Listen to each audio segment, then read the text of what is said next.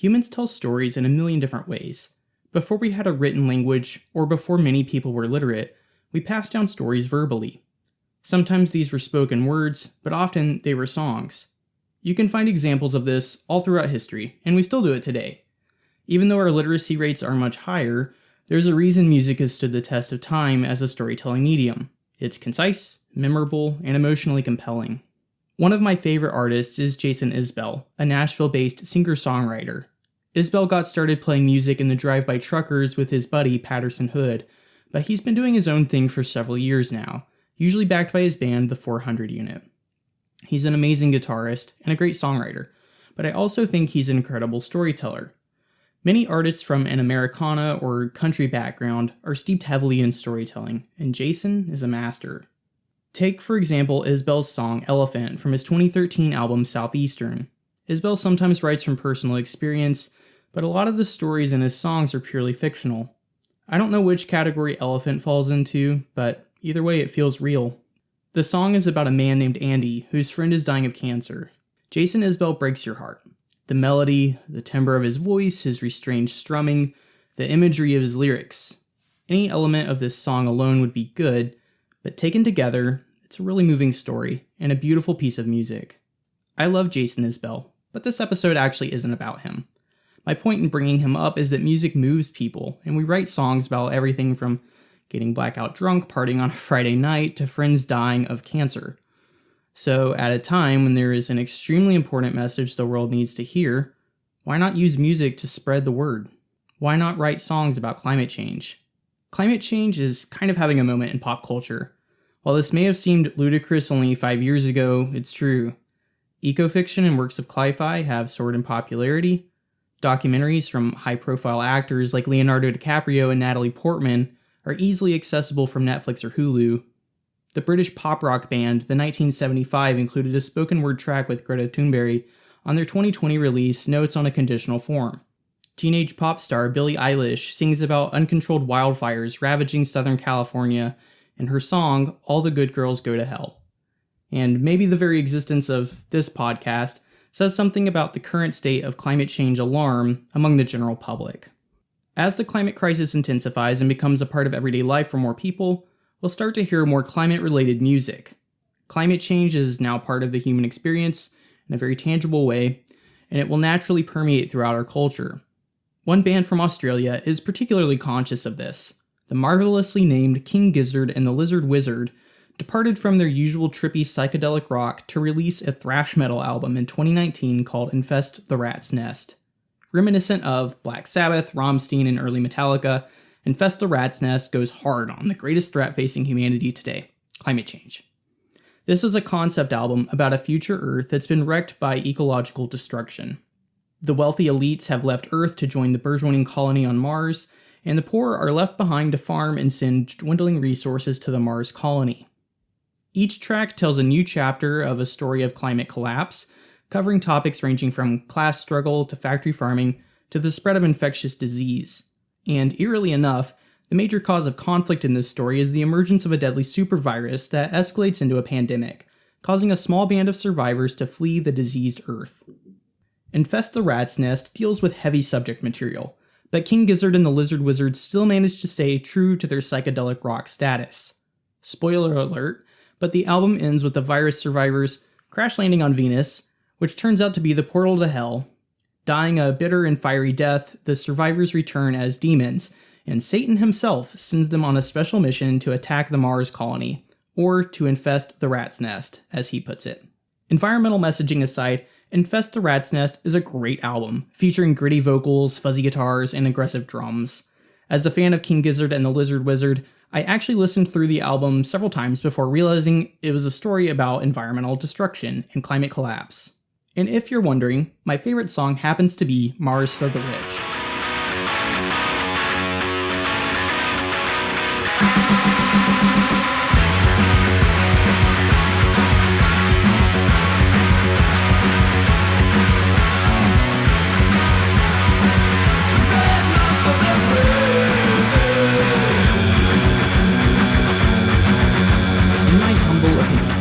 The best way to experience Infest the Rat's Nest is to blare it over your car speakers while hurtling down the highway at an unsafe speed. But since this is a family podcast, and I would never endorse or encourage dangerous behavior, not only for legal reasons, an optimum listening experience for this album might also be blasting it over the biggest stereo system you can find and moshing solo in your living room. No matter how you choose to indulge, may I suggest it be loud. Of course, this advice comes from someone who suffers from hearing damage and tinnitus caused by both playing in loud rock bands as a teenager and attending loud rock concerts. Please follow this advice at your own risk. But if we're to really get the most out of this album from an environmental messaging perspective, it might not be a bad idea to go through the album track by track, blending commentary with snippets of the songs. King Gizzard and TheLizardWizard kick off the album with Planet B, a driving metal dirge complete with chugging guitars and double bass drums. Like the fluid, get into a petrol cycle. Low middle ground in fields, bury children. Urbanization, scarification, population, exodus. There is no planet B.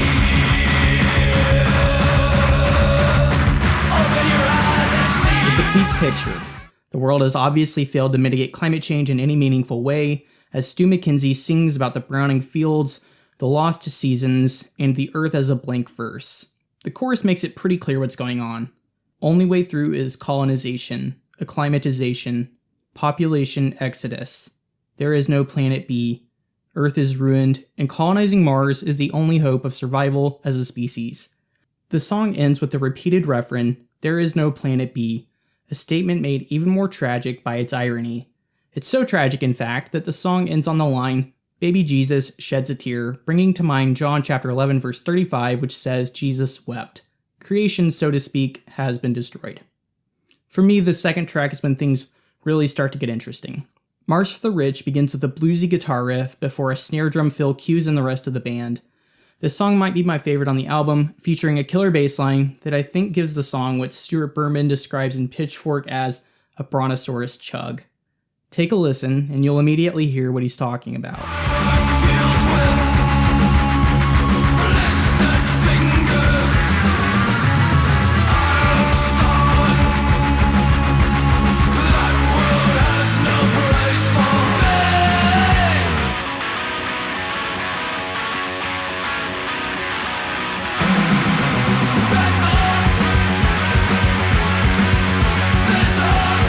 I'm just a poor boy, living frugally. I see Mars on TV. I see people happy.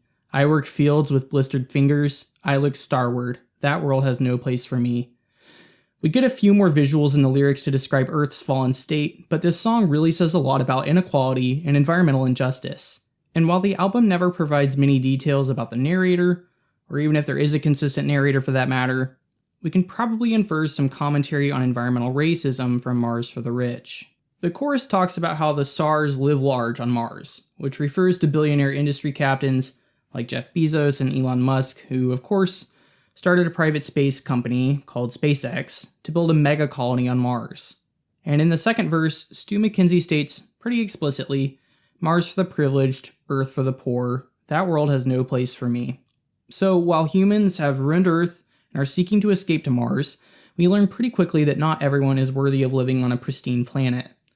Just like our own version of Earth today, where local governments decide who's worthy of living in a clean residential area and who's worthy of living in an industrial area likely contaminated by toxic chemicals and polluted air, King Gizzard and TheLizardWizard don't foresee humans becoming any more, humane by the time Mars becomes a more attractive option for life. The next track is titled Organ Farmer, a galloping screed against factory farming that also gets at the heart of the idea that nature is simply a resource at humanity's disposal. Framing factory farms as organ farms makes for some grisly visuals that are probably more true to reality than what most people think of when they hear the word farm.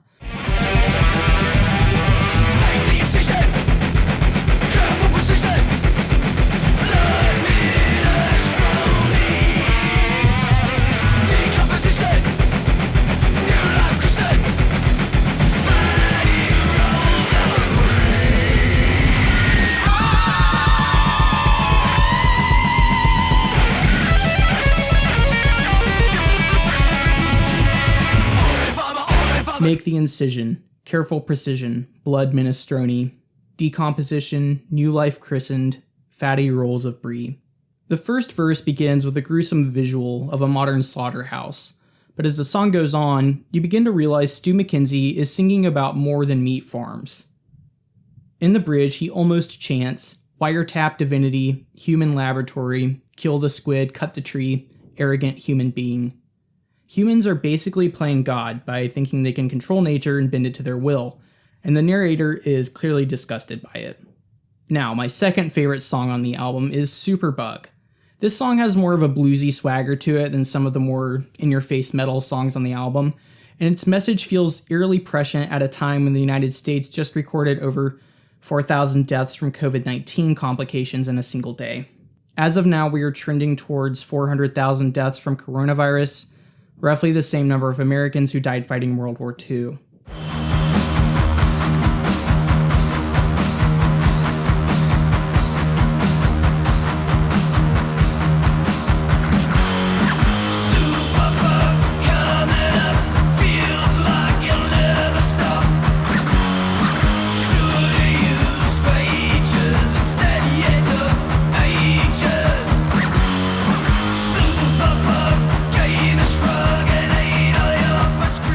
Superbug coming up, H1N1 was a flop, antimicrobial, resistance is futile. Superbug is like a truck, penicillin is a duck, that's sitting in the road for luck.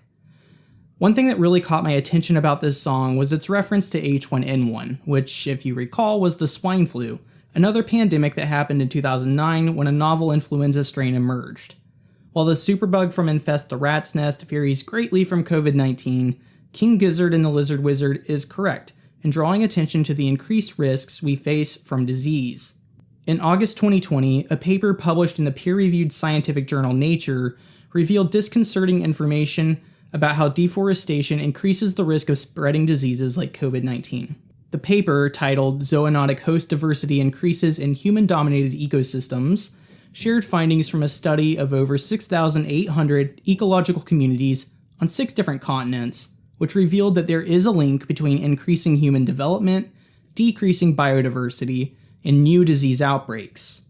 Even now, as far too many people continue pushing conspiracy theories claiming the Chinese government created COVID-19 as a biological weapon, or perhaps even worse, that the virus doesn't even exist, scientists are warning us that if we don't learn to change our destructive relationship with the other living beings on this planet, we are on a fast track to committing suicide as a species. Our future Earthlings have finally had enough by the 5th track on the album, Venusian 1, an angsty, rebellious declaration of their intent to leave the broken Earth. The first verse reveals Earth is basically uninhabitable at this point.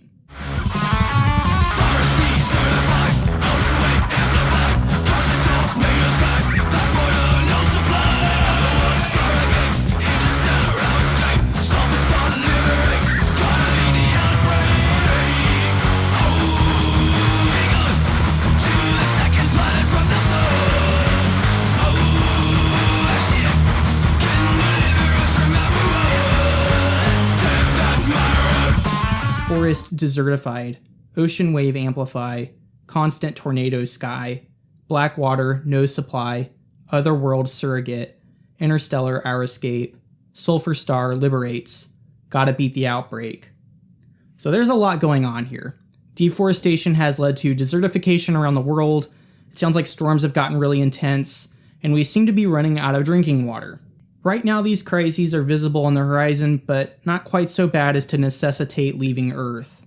According to Seeker, we've already lost about 20% of the Amazon rainforest, and we're dangerously close to a tipping point that could turn the so-called lungs of the Earth into savanna. It goes without saying that that would be very bad. On top of this, we are running out of water.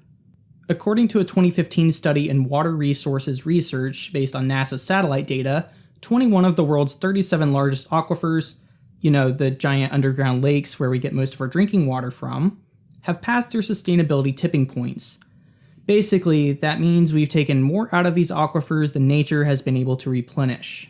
If we don't manage to get our act together, we might find ourselves in a very similar situation to the poor rebels in Venusian 1. Perihelion is like a science fiction retelling of the ancient Greek myth of Icarus. Just like Icarus and his father escaping from the labyrinth on Crete, the band of rebels seen on Infest the Rats Nest take to the skies to escape our dying planet. Unfortunately, they don't learn from Icarus's mistake, flying too close to the sun and falling to their deaths. Except, the rebels don't drown in the Mediterranean. Instead, they get caught in the sun's gravity and basically burn up in the star.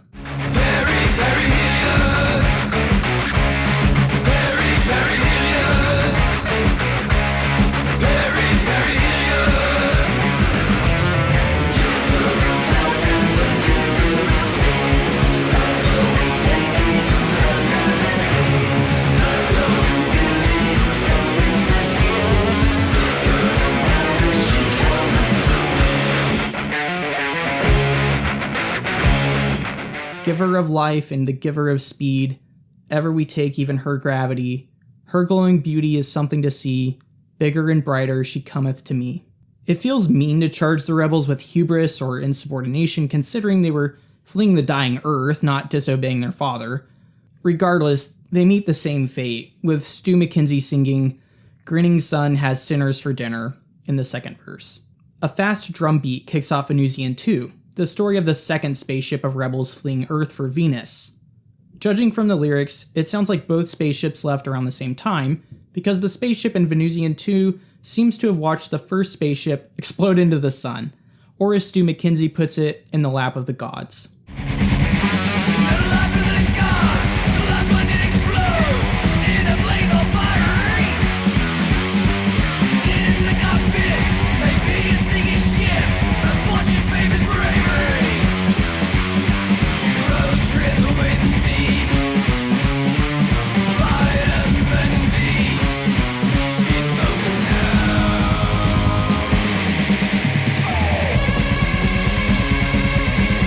Thankfully, the second spaceship manages to escape the sun's gravitational pull, closing in on Venus as the rebels realize they're actually going to make it. McKenzie sings in the second verse, "Fingers getting warm and eyes are turning gold. Evil twin is coming in." This is great imagery here. I love imagining the camera, so to speak, capturing a close-up of a rebel's eye with the reflection of Venus, Earth's evil twin, shining back at us.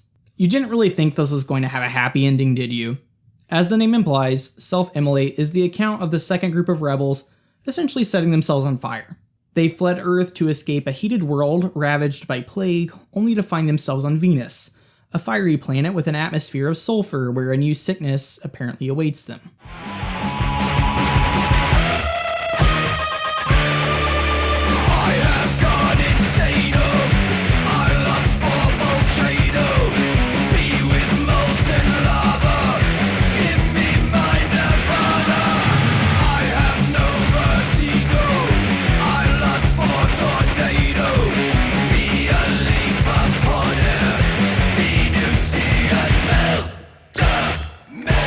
Gone insano, I lust for volcano, be with molten lava, give me my nirvana.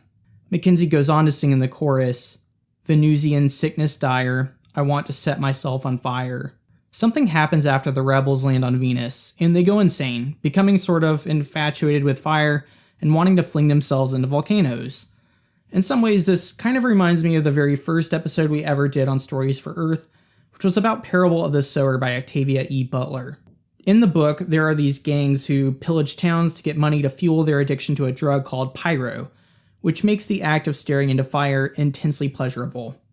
The draw to stare into flames is so intense that many of the people addicted to pyro actually end up falling into the fire themselves and dying. Obviously, the rebels aren't doing pyro, but the way they talk about wanting to self-immolate as a way to get an almost sexual sort of gratification bears close resemblance to the gangs in Parable of the Sower.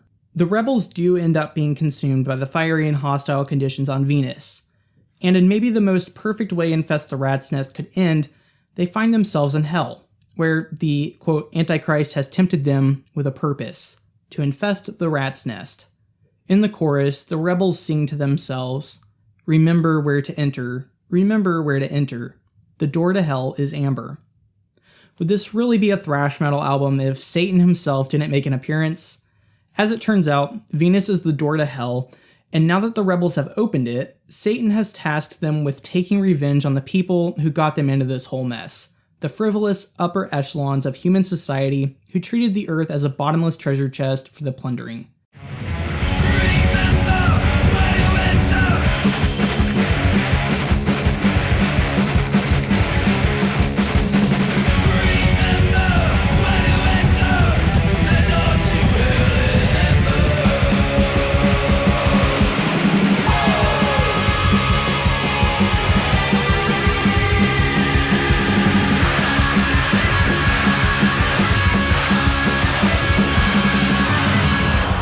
It's here that we finally learn the meaning of the album's title. Satan wants the rebels to infest or attack the Rat's Nest, which is the colony on Mars for rich people. At first, this may seem like nothing more than a tongue-in-cheek ending for an album that you could argue is kind of funny in a very dark way, more as an homage to heavy metal acts like Black Sabbath or Alice Cooper, than an attempt to make light of the climate crisis. But I think there's a little bit more to the last song on the album. In real life, some of the world's wealthiest countries have been the biggest contributors to the climate crisis. And especially if you recognize colonialism as the root cause of the climate crisis like I do, Western European countries and the United States are mostly to blame for the predicament we find ourselves in.